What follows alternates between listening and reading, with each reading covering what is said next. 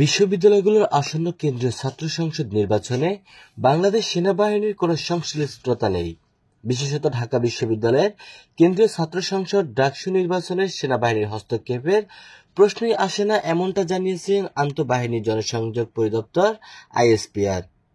আজ সোমবার ৮ সেপ্টেম্বর এক সংবাদ বিজ্ঞপ্তিতে এ কথা জানায় আইএসপিআর। বিজ্ঞপ্তিতে আরও বলা হয়, একটি স্বার্থান্বেষী মহল উদ্দেশ্যপ্রণোদিতভাবে ক্রমাগত মিথ্যাচার ও ভিত্তিহীন গুজব ছড়িয়ে যাচ্ছে। এ ধরনের বিভ্রান্তিকর অপপ্রচার স্বাভাবিক স্থিতিশীলতা বিনষ্টের অপচেষ্টা, যা সার্বিক নির্বাচনী পরিবেশকে ব্যাহত করতে পারে। এতে আরও বলা হয়, দীর্ঘদিন পর অনুষ্ঠিত হতে যাওয়া ছাত্র সংসদ নির্বাচন সুষ্ঠু ও গণতান্ত্রিক চর্চার মাধ্যমে সুশৃঙ্খল এবং শান্তিপূর্ণভাবে শেষ হবে বলে সেনাবাহিনী আশা করে, যাতে আসন্ন জাতীয় সংসদ নির্বাচনের জন্য তা উদাহরণ সৃষ্টি করে।